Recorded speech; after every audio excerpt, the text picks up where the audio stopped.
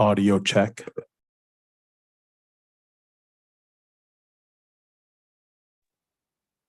Check.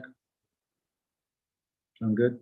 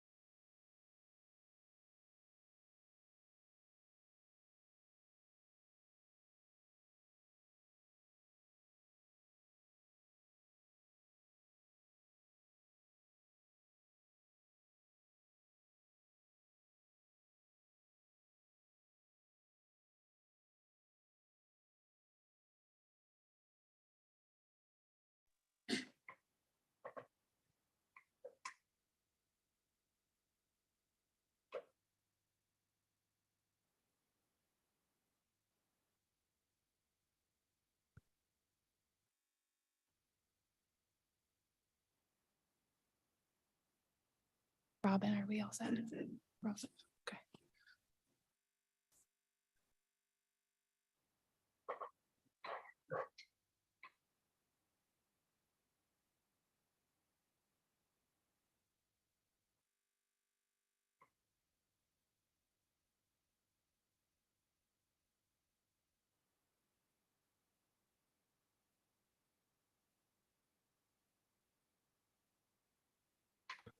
Apologies, we'll start on just one moment here.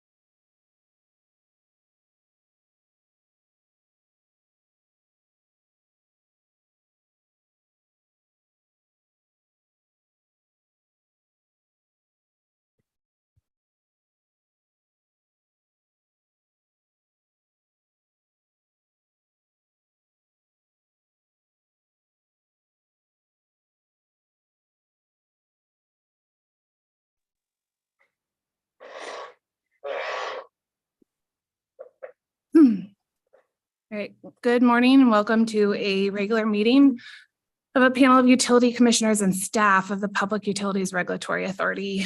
Held today at our offices, 10 Franklin Square, New Britain, at 10 a.m. We are broadcasting this meeting live. My name is Chairman Marissa Gillette, joined today by my colleague, the Vice Chairman Jack Bukowski, and also Commissioner Michael Karen. On today's agenda, we have only one item. That is docket number 220808, the application of the United Illuminating Company to amend its rate schedule. This morning, we will receive a presentation from the authority's Managing Director of Technical Staff, Josh Ryer, a presentation of the decision for the panel's consideration, please. Great. Excuse me. Thank you, Chairman. Nice to see everybody in person. Thank you, Chairman, Vice Chairman, and Commissioner Karen. On September 9th, 2022, the United Illuminating Company filed an application with PURA in the instant proceeding to amend its existing rates in accordance with Connecticut General Statute 1619. The company currently provides electric service to over 341 residential, commercial, and industrial customers in 17 towns and cities in the southwestern part of Connecticut. The company's application included a requested return on equity, or ROE, of 10.2% and a base distribution revenue requirement increase of $131 million over 3 years.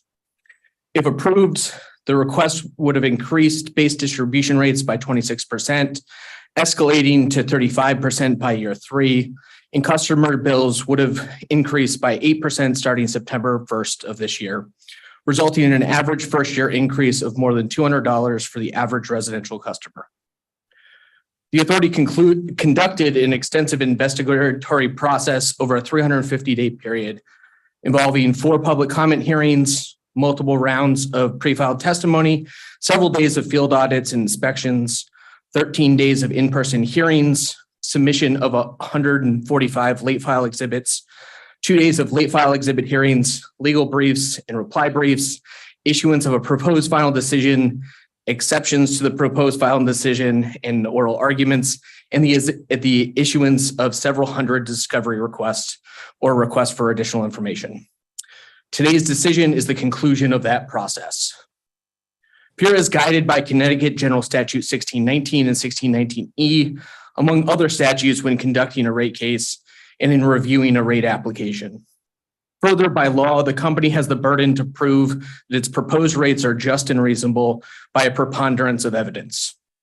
The authority is obligated to deny any portion of the company's request that is not proven to be just and reasonable in order to ensure that the public interest is protected as required pursuant to Connecticut General Statute 1619E.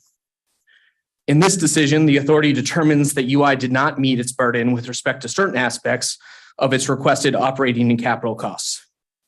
Instead, the decision approves an ROE of 9.1%, subject to an aggregate 47 basis point reduction in an annual revenue requirement, of $385 million for the rate year commencing on September 1, 2023, including a base distribution increase of $23 million. Notably, however, the decision allows UI to recover $500 million of new planned additions, approves 47 incremental employees, including 21 electric field operations employees, and all of the employee training expenses requested by the company. The decision also authorizes a new economic development tariff to encourage business growth in Connecticut that will be effective starting July 1, 2024. The ROE reductions approved in this decision are designed to incent management of a utility to improve their performance in specific areas. Of note, the decision applies a 20 basis point reduction to incentivize improved customer service performance and another 20 basis point reduction to incentivize the company to rectify its unfulfilled remediation responsibilities at the English Station property. The decision also highlights that the company remains obligated by law pursuant to Connecticut General Statute 16244I and 1610A to provide safe, adequate, and reliable service to all customers regardless of the outcome of a given rate case. Moreover, nothing in this decision prohibits UI from continuing to make capital investments in its distribution system going forward. And specifically, the decision notes that the company may seek recovery in a future rate case of any capital additions already incurred or incurred in the future for which a prudency determination has not yet been reached. On a personal note, I'd like to thank my staff, many of whom spent long evenings, early mornings, and weekends preparing for this case and developing the decision before the commissioners today.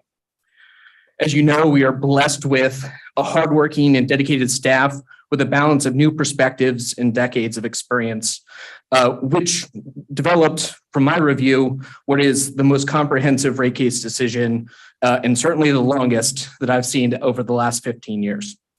I'd also like to thank our colleagues, our legal colleagues, and our communications colleagues for their coordination, without whom this decision would not be possible.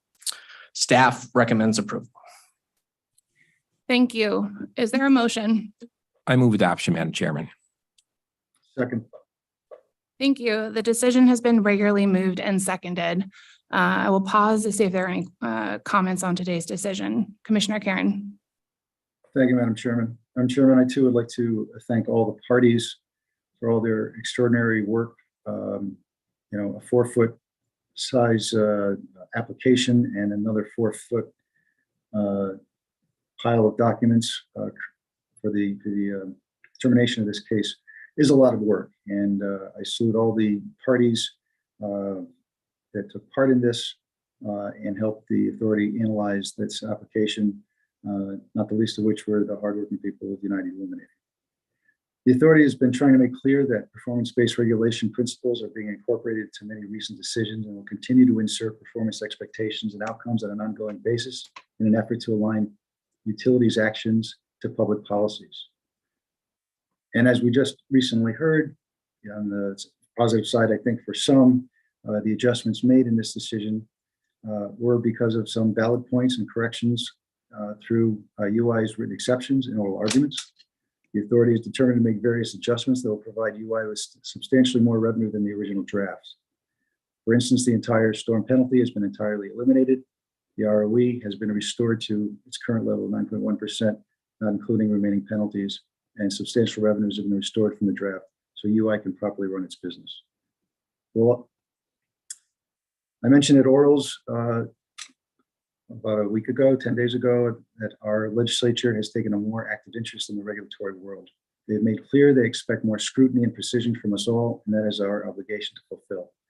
I think it will be helpful to begin to use this decision as something like a roadmap where we can all reach a place where UI and their investors are justly compensated for their investments and efforts, and ratepayers, legislators, other parties to our proceedings, and the authority are satisfied they're receiving verified value for their money. Thank you, Madam Chairman.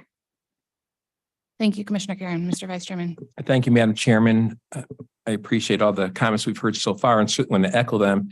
And want to thank Mr. Ryer and his team for the work that they put forward in this decision. When we decide to change numbers, a whole cadre of things happen, and it takes a lot of time to do that. And the staff did just an absolutely wonderful job.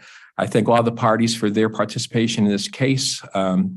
Kudos to the hardworking people at United Illuminating, the particularly line workers to keep the lights on during some very adverse circumstances. We appreciate that very much. And thank you to all the parties for their participation in this case. Rate cases are never difficult. I've been here for some time, and nobody's usually happy at the end of rate cases, but you usually try to come to some kind of common ground. And I believe we did. We put a lot of time and effort making movement after the oral arguments, and we hope that's to the benefit and the company's receptive about that.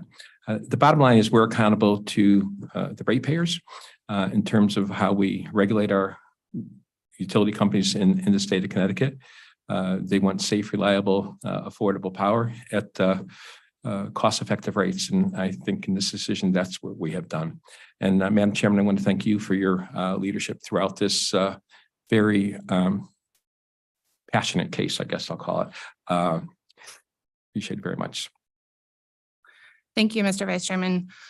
For my part, I want to echo my colleagues and say that the work of the decisional staff of PURA, along with my colleagues and our Office of Education Outreach and Enforcement, we really, truly unparalleled. I think we had an extremely diverse set of perspectives come into this proceeding, which I was very pleased to see.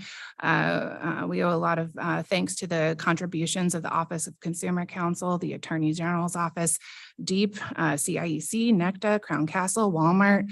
We had Children's Center for Advocacy, Operation Fuel, and yeah, the Utilities Workers Union Local 470-1. So in addition to that, we received numerous public comments from members of the AARP and ratepayers. And I really want to thank everyone for their attention and contributions to this decision. The decision is just about 300 pages, and so I will say it speaks for itself. I don't have a lot much more to add to that, other than to encourage folks to read the decision in full. I think we have put a lot of time and effort into explaining the decisions made therein, and look forward to working with everyone moving forward. So with that, I'll ask Mr. Bumpin to please take the roll. Chairman Gillette, Yes. Vice Chairman Bukowski, Commissioner Karen, Yes. Thank you. Today's decision has been adopted unanimously. That brings us to the end of today's regular meeting, and we are adjourned.